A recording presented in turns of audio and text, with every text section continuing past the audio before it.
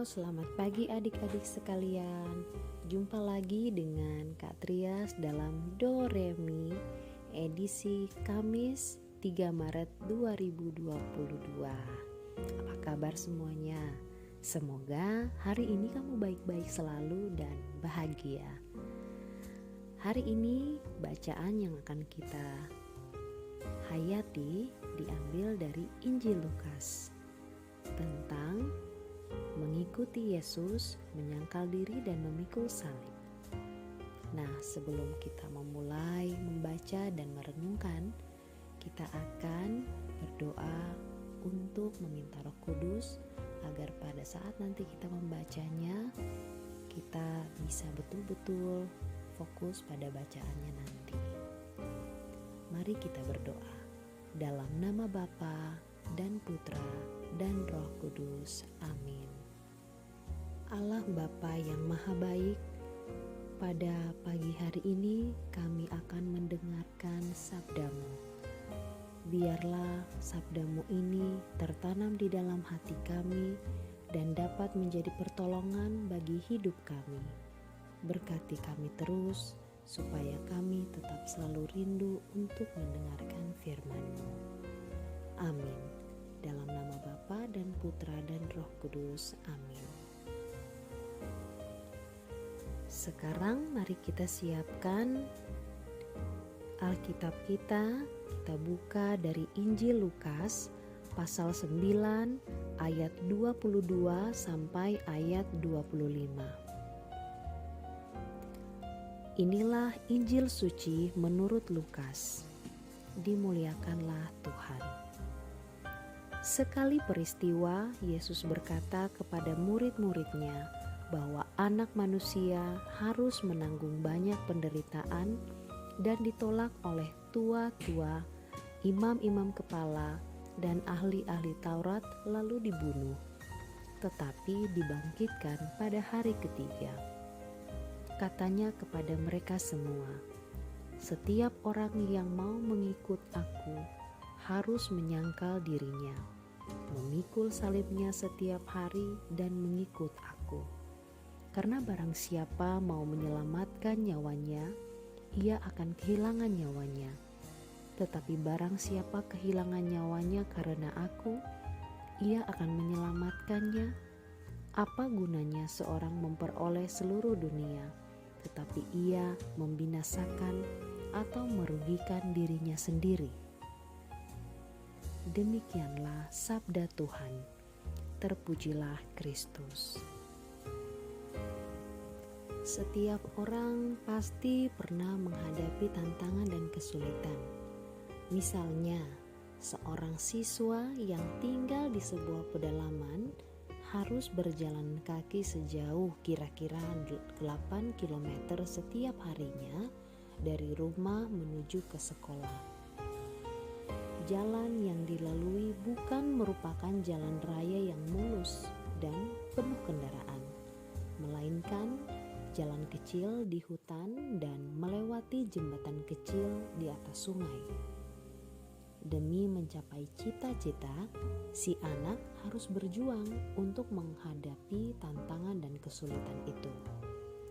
Sebetulnya tantangan itu dijumpai di setiap bidang kehidupan manusia.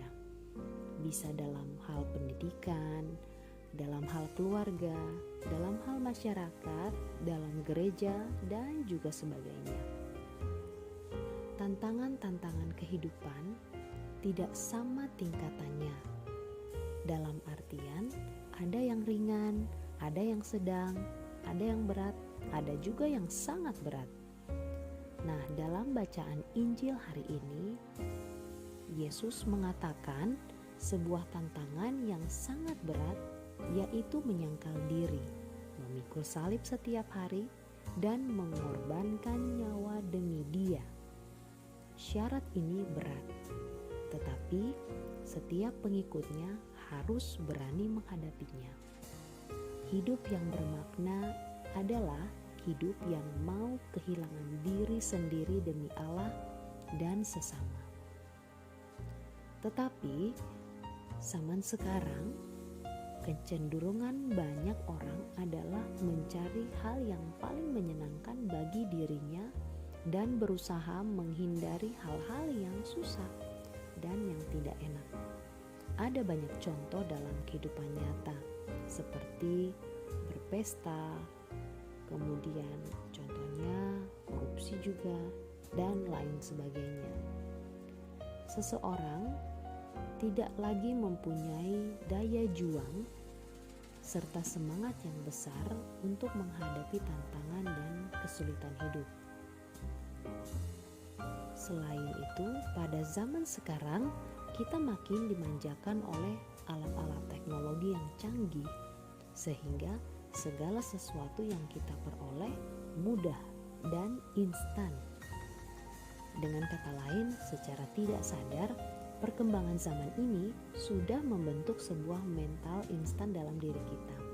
Dalam mengikuti Yesus, Dia tidak menyediakan jalan pintas dan instan yang membawa kita masuk ke dalam kerajaan surga dalam waktu 1 hari.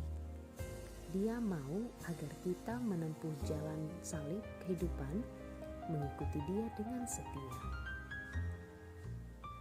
Mari kita bersama-sama menghadapi tantangan dalam mengikuti Yesus dengan melibatkan rahmat Allah sendiri, sehingga setiap kita diperkenankan masuk ke dalam kerajaan Tuhan, yaitu kerajaan yang damai dan sukacita surgawi. Semoga demikian. Amin. Kita akan menutup permenungan kita dengan doa anak misioner Indonesia. Dalam nama Bapa dan Putra dan Roh Kudus. Amin. Tuhan Yesus, Engkau diutus Bapa menjadi berkat bagi dunia, menjadi selamat bagi manusia. Utuslah kami anak-anak-Mu di Indonesia untuk menjadi sahabat yang kuat bagi yang lemah, sahabat yang rela berkorban bagi yang menderita payah, sahabat penghibur bagi yang sakit dan gelisah.